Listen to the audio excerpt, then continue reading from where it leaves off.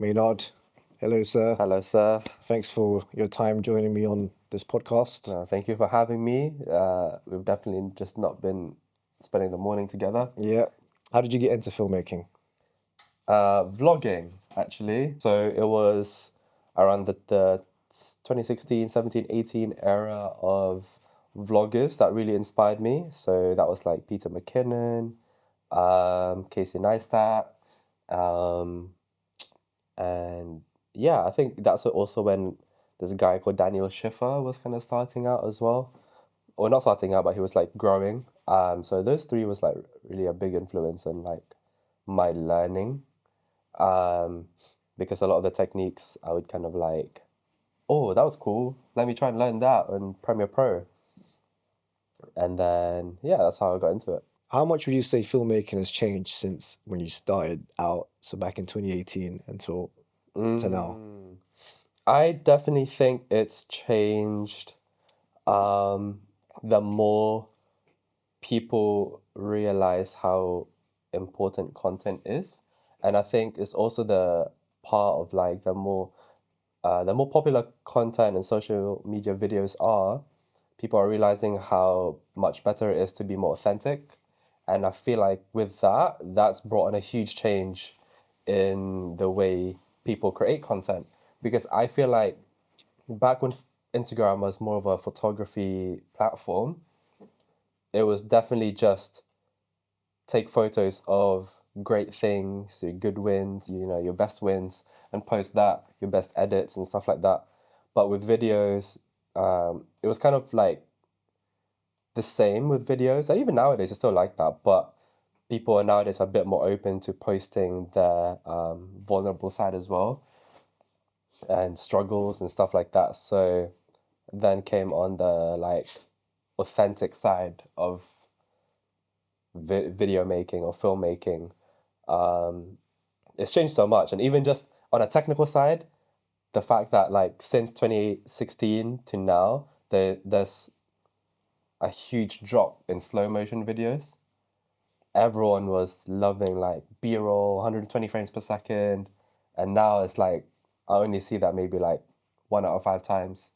I think that's like the technical side, and then the social side. I think both have changed. Yeah.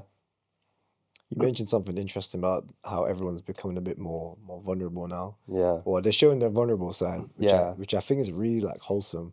One thing that I noticed, so just to be transparent, we're recording this like, what's the date today? January 4th. January 4th. And what a lot of people, what I've noticed in my algorithm was people posting about their failures in 2024, Yeah. which I I've found, seen that as well. yeah, and I thought damn, I appreciate and Yeah. respect people that do that, because it's like everyone's posting about their wins. Even me, I was like, Yeah. yeah, look, 2024 is such a lit Yeah. year. But then seeing people be like, yeah, here's actually how I failed. Yeah. And I think I'm gonna bring back a conversation that I always bring up that we've had. One of the first times I gave you or like I fed you in my house. Was what it's like to be a man. I think that was your question to me. And I think my answer was like, I think just as a person in general, was to be more accepting.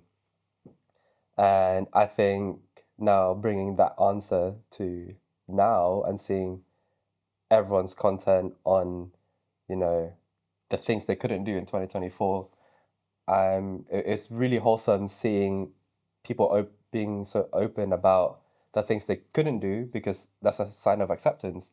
Like they've accepted that they couldn't do these things, but they're trying to be accountable and see what they can do better this year. And I think that's sick. I think that's so sick. And I feel like that wasn't a common thing, maybe even like 2, 3 years ago. Yeah. Yeah, no, it's true.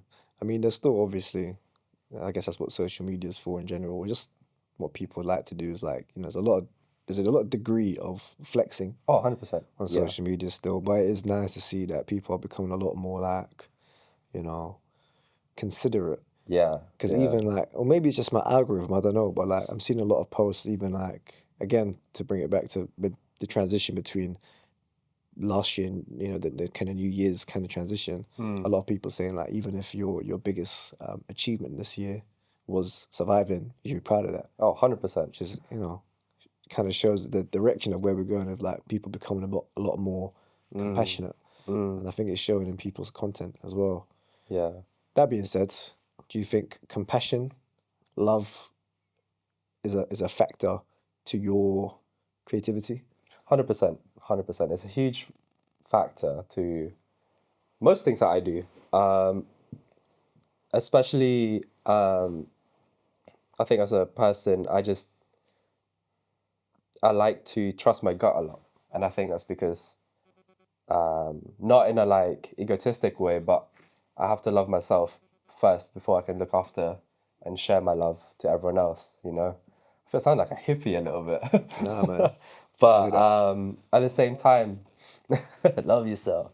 But like, cooking, I firmly believe it won't taste good unless I put love into my cooking. And I guess, filmmaking is another thing where I'm putting things together. And one of those things I add is love, because otherwise it just won't look good. If I don't love and care about what I'm filming, then it won't, like, it will definitely show that I didn't care about the product, basically. And even just like down to the language, I don't know if you've noticed, but I just put love X as like a sign off to some of my captions. yeah, I noticed that. Yeah, so I'm just trying to keep that as well, because I am just essentially, I'm just like very, very grateful for everything that's happened in my creative journey so far. And I feel like the biggest and minimal way I can show appreciation is just some way, just showing love somehow. What would your definition of love be? Oh, that's a very open question. Um, I think love for me, just at the bare minimum, feels like you really just care about something. I think the bare minimum meaning I have for love is just caring about that particular thing, that particular person so much. I know, I think for me it's about like energy as well. If you're giving something or someone a huge amount of positive energy, I feel like that's also what you're gonna get back somehow. And I think for me that's kind of like the closest meaning I have for love. It's just a huge amount of positive energy. And I guess another synonym for that is like care, right? You care for something, so you're gonna give it a good amount of energy. And I guess it's a kind of like similar to like karma, or something similar, where you give something, you're probably gonna get something back. So you and I, we've been freelancing for quite some time now, and more so in your case, you've been a content creator as well. How would you say the balance of doing, for lack of a better term, freelance type work and content creation, and let's even make another category, creating for yourself. How would you say you found that balance and that journey, since you started taking Yeah, filmmaking seriously? I think it was definitely challenging. I think I've only just maybe in the last month or so, and it's mainly because of you, Vaughan, as well, because of the team, that like I've broken down the walls between each category a little bit. And the reason for that is, for like a practical example is when I went to Japan in 2023 for work, but I also, for some reason, couldn't find the link of making content out of that for myself. I just thought that was work. That now, if I'm not filming for a client, let me film something for myself. Or like, or now that I'm not filming for myself, let me make a video for this brand deal that I have to do. And it was really like those three things were very separate to me for some reason. And that was such a challenge, because technically I'm only doing one thing, which is just making videos and just pressing record. but just 3 different subjects. So now, like, I guess in the last, I don't know, month or so, couple months, I've recently just like, all right, cool, work is work, but I can still film it, and I can still be the subject, and at the same time, even though I'm the subject, the thing I'm using is for the brand deal that I'm working on as well, and I feel a lot more flexible with it now, and it's just opened up a lot more content like options for me. So especially looking back at the old footage that I've had, I really thought that like, all right, cool, I made this video for this lens brand, for example, but that's it. Like I can't reuse any of the other footage anymore. But now I can look back and like, oh, there's like this clip of me under a tree in Japan that I haven't even used yet. I can use that nowadays. So yeah, it's definitely was such a big challenge, and I don't know there was such a block of like wall, like sorry, not block, but like walls in between each category that you mentioned. But now I feel like I can see a little bit clearer. You mentioned walls. Would you say having everything kind of mixed together is a benefit thing? Is a beneficial thing, or do you think there should still be that degree of boundaries? Yeah, it depends on who you are. I think me and I'd like dare to say you and Vaughan and Sam as well. I feel like we're in a slightly different position because the things we make are for our clients, and our content itself is showing how we make pieces of content as well for our clients. So that boundary alone is kind of like softened a little bit. But going back to like my limitations, I feel like that's the reason why I had these walls up, because I really thought that, oh, this video is for this client, I should focus on that, and that's it. Keep that in this bucket, and once I'm done with that, I can do my own stuff. Yeah, I don't know. And I think to answer your question a little bit, it just really depends, because with us, we're quite open with the content that we make. We're very like transparent, and even with the way we communicate with each other as well, we can just ask each other, "Oh, I'm gonna post this. Is that cool?" And we're just like, "Yeah." Most of the time, it's literally like, "Yeah." But if you're a person that, for example, if you're another like videographer, filmmaker, but your clients may be a lot stricter, then that may be a case of you have, like, you may have to really be quite strict with your boundaries as well in terms of your content, for example. Yeah, no, that makes so much sense. I guess it's dependent on, I guess, the type of clients you work with and Yeah. their preference, isn't it? Yeah, and also the type of clients you work with, in the sense of the products you produce, because like there may be points as a creative that you'd have to work with clients that you may not be so you may not feel like it's your best work, and so you may be not so willing to post that, and even the process of creating that video, you may not be so inclined to post that as well, because I went through that as well. So I think that's another reason of me having boundaries between each pillar. Yeah.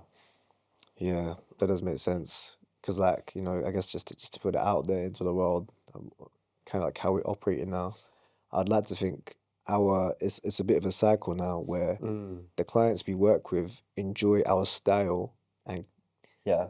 not it's a balancing act, but I feel like now we're in a position where we get given the creative freedom to a certain extent To a certain extent, yeah. to create how we want to create. Yeah. So the boundaries are, I guess, becoming thinner, Yeah. because it's Yeah. almost like there have been a bunch of times when clients would reference your stuff. Yeah. Do you know what I mean? So I feel like, yeah, like you said, I guess it's project dependent. But I mean, so I'm gonna talk about a theory that I have. Yeah. I'd love to know your opinion. Yeah. So now my theory is that the kind of, how do I phrase this? The most efficient way, I don't know if efficient's the term, but what I found now is that if you can kind of survive doing this is that making work that is true to you, putting it out there, marketing it, showcasing that that's your style will most probably lead to clients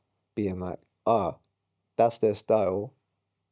I want to work with them and achieve that style. Yeah. And the thing is, like, then you might lose some clients because of that. Yeah. But then I see that as like a filtering out kind of situation, right? 100%. Where it's like, cool, the clients that don't really like that style, they might go away, but then at the same time, you might get another set of clients being like, I love that. Yeah. Do you know what I mean? Yeah, it's Does kind of that like, make sense? yeah, 100%. It's like filtering the things that it may be scary because, you know, you'll feel like you're losing on things. But, you know, it's not good to just focus on the doors that are closing, you know, like you're definitely opening doors behind you as well. You just you just need to look and be patient as well. And I guess have the confidence, right? Yeah, literally just have the confidence as well. Like, you know, and power, like literally like power through, you know, like I think we're definitely, it's not easy to be a freelancer, and especially like, you know, as you mentioned, we've been doing this for a few years now. And I think I mentioned this to you earlier this year, that or earlier last year, that I watched a video that said, you know, most freelancers within the first year will be like, you know, they love the hype, and then but then suddenly within the second year they might start dropping off because the competition's too much. It's you know, the market's very saturated. But really and truly, after 3, 4, 5 years, the competition's probably gone because they've dropped off after 2 years. And so is the market really saturated, or were you just not being patient enough? Yeah. Yeah. And for someone that's been kind of, I would like to think, sometimes I feel ashamed saying this, but I'm going to say it anyway. I've been operating in this kind of creative sphere since 2017. Not full time, but, you know, that's when I was like around creatives in a professional setting outside of education. Yeah. Even though I was still at uni at the time, but I'd do internships and, you know, hang around music video shoots. I can kind of, you know, see what's going on. And all I can say is that I've seen so many creatives come and go. Yeah. And my opinion is that if you can pace yourself and just, I think like you just said, just be patient, but still just keep Powering at it, through, stay in the trenches, you'll be all right, man. Yeah, 100%. Like, you know, just keep making the video that you want to be hired for, even if you're only getting like 3, 4, 5 likes right now. Doesn't mean it will be like that in 5 years, you know, like a year's time. Like, just power through, believe in what you're doing. You know, as mentioned, like, just have the confidence in it, in what you're doing. Because I think for me, if you're confident in what you're doing and you're confident that you're learning something new, and every video that you make, or every like project that you work on, then you're already progressing. You've already bettered yourself from, like, you know, the version of you a month ago, for example. On the topic of confidence, when would you say was the moment where you said to yourself, I'm actually a confident creative. I know what I'm doing. I don't know, actually, is my honest answer. I think we all go through like, what's it called? Imposter syndrome, right? Yeah. And I still do a lot of the time. But I think maybe recently, I guess since, just to give a bit of context, I think the last 3, 4 months for us was very busy in terms of work. You know, very grateful for that. And I think being around creatives and the community that we run as well, the creative crew, I think that's kind of when I started to feel like, I actually know quite a bit. And the things that I know to make, you know, decent. And maybe my ideas need refining, or like the way I execute my content needs refining, but they're not bad. I think when I realized that my problem wasn't the fact that my content was bad, I think when I realized my content was good but just needed improving, I think that's when I started to get a bit more confident. So, oh, this is good, but it could be better. When was that moment when you said this is good? Or what piece is there like a particular piece of content that was like, this is actually good, but need to refine? Because even that moment, I feel like is probably very important. I think it was a year after I made that Levi spec ad. Oh, okay, interesting. A Yeah. year after you made that Levi's Yeah. ad. So I think I was really happy with the Levi spec ad, but I was so lost in terms of like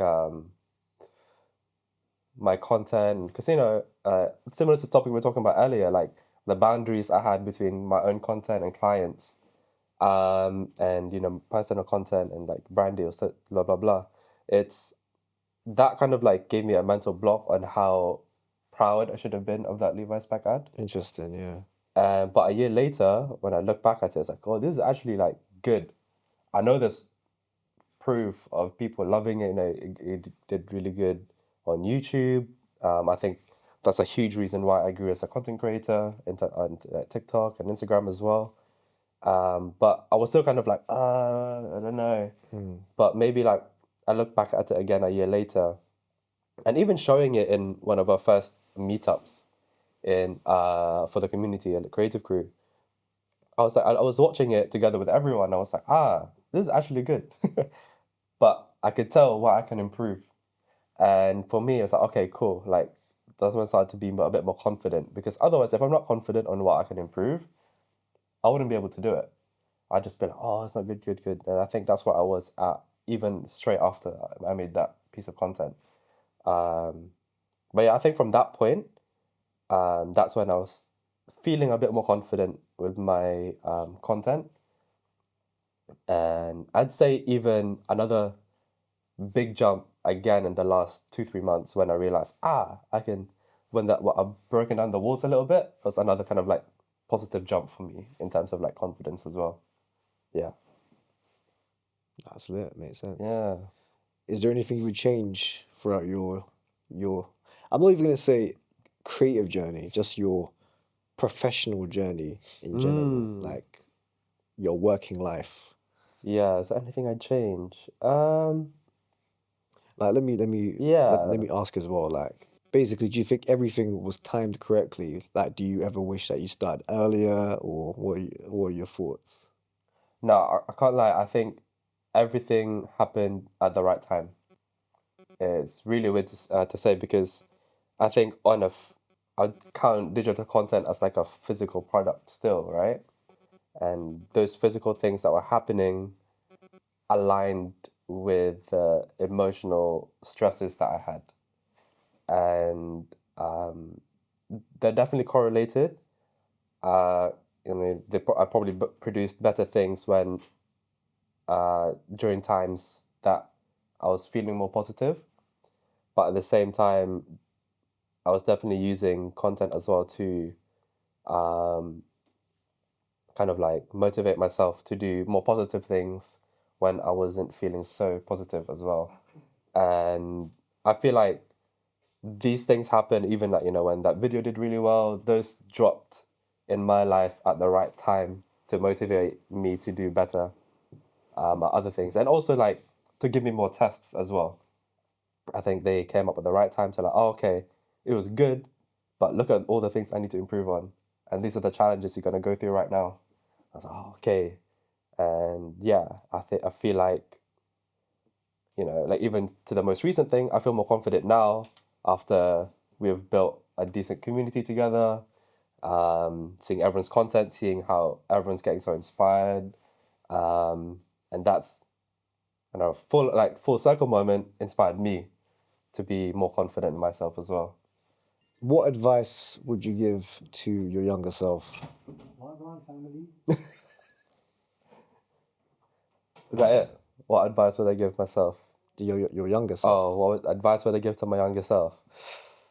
I think I can't give an advice. I think I'm gonna tell my younger self just like, it's all right, man. You're doing good. Just continue what you're doing. If it's hard at that time, it means you have to struggle at that time. and just accept that and use that energy to better yourself. I think words like that are the most impactful to me, because during times I'd maybe struggling like emotionally, those are the kind of words that really helped me out. I think I remember when I was younger, that was kind of like something similar was said to me when I was dealing through like emotional like family stress. And I think the term was like, if you was it grass always grows after it rains or something like that, or like, the weather gets better or the weather always gets better after a storm, something like that. But something along those lines. And words like that give me, it's just a gift to me. It's like, oh, here's this. Things do get better, but at the same time reflect on that sentence that was just given. And I start thinking of scenarios of like, oh, let me actually visualize. Oh yeah, after a storm, it does clear out, and the grass does grow, and that kind of pushes me to start thinking positively about whatever I was going through. So, knowing myself, knowing my past self, giving myself that sentence would be the best advice I could give. Yeah. It's lit. Yeah, it's lit. Maynard, thank you for your time, Thank mate. you, bro. Thank you for having me. Yeah, yeah, I'm sure this won't be the last one. No, we'll probably talk again, but not on beanbags. Yeah, There we go. that's it. Thank you, sir. Cheers, mate.